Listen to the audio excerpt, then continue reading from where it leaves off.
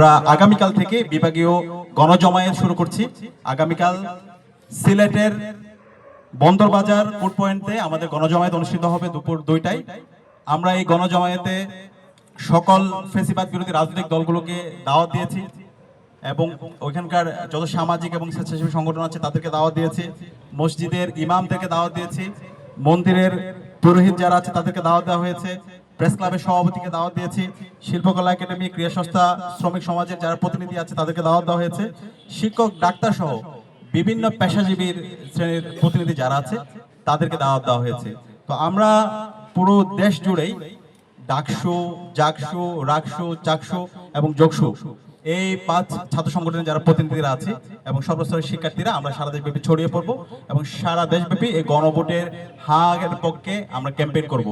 এই হা মানেই বাংলাদেশ, হা মানে ইনসাফ, হা মানেই নতুন রাজনৈতিক সংস্কৃতি বিনির্মাণ করা, হা মানে আর কখনো যেন বাংলাদেশ ফেসিবাদ ফিরে না আসে তার জন্য সুন্দর একটি রাজনৈতিক সংস্কৃতি বিনির্মাণ করা, বাংলাদেশের যে স্বাধীন প্রতিষ্ঠানগুলো আছে সেটাকে শক্তিশালী করা।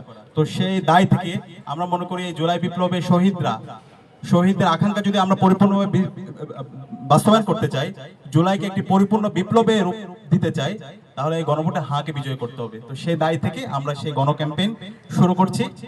কিন্তু আমরা খুবই হতাশ হচ্ছি, ইতিমধ্যে আমরা দেখতে পেয়েছি বাংলাদেশ জামাত ইসলামী, এনসিপি সহ 11 দলীয় জোট তাদের অবস্থান পরিষ্কার করেছে। তারা তাদের নির্বাচনী ক্যাম্পেইন যেখানেই করছে সেখানে তারা গণভোটে হায়ের পক্ষে ক্যাম্পেইন করছে।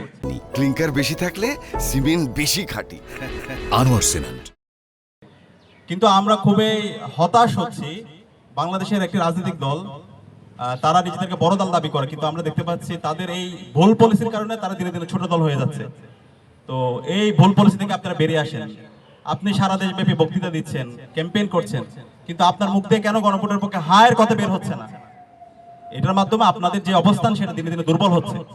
গণভোটে হায়ের পক্ষে যদি অবস্থান নিতে আপনি ভুল করেন, তাহলে 12 ফেব্রুয়ারি যে নির্বাচন হবে সেই নির্বাচনে সারা দেশের ছাত্র জনতা এবং সারা দেশের মুক্তিকামী মানুষরা আপনাদের বিরুদ্ধে অবস্থান নেবে।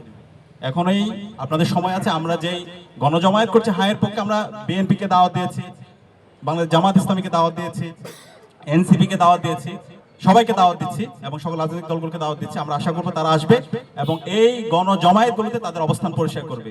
11 দলীয় জোটকে আমরা ধন্যবাদ জানাচ্ছি। তারা তাদের নির্বাচনী ক্যাম্পেইনের মধ্যে তারা সবার আগে তাদের এজেন্ডার মধ্যে গণভোটে হ্যাঁ ক্যাম্পেইনকে বিজয় করার জন্য ক্যাম্পেইন করছে। আমরা আশা করবো খুব দ্রুতই বিএনপি এবং তারেক রহমান তাদের অবস্থান পরিষ্কার করবে এবং ছাত্র জনতার পক্ষ থেকে আমরা সারা দেশের ছাত্র জনতাকে সাথে নিয়ে আমরা এই গণভোটে হাঁকে বিজয় করার জন্য আমাদের এই ক্যাম্পেইন জারি রাখবো। এবং একই সাথে মসজিদের যারা ইমামরা আছে, মন্দিরে যারা পুরোহিতরা আছে এবং বিভিন্ন পেশাজীবী যারা আছেন, আপনাদের সবাইকে আহ্বান করব, সর্বপর্যায়ের ছাত্র, নাগরিক, শ্রমিক সবাইকে আহ্বান করব এই গণভোটে হায়ের পক্ষে আমরা যেন সারা দেশব্যাপী একটা গণজাগরণ গড়ে তুলি। ইতিমধ্যে জনগণ সিদ্ধান্ত নিয়ে নিয়েছে তারা গণভোটে হাকে বিজয়ী করার জন্য হায়ের পক্ষে তারা গণজমায়েত এবং গণজোয়ার তারা শুরু করেছে।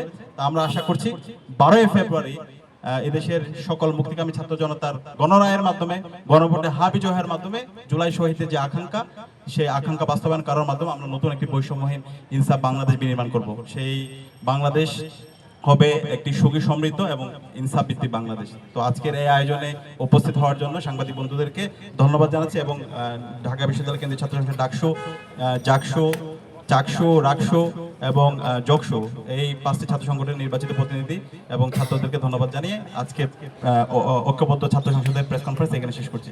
আসসালামু আলাইকুম।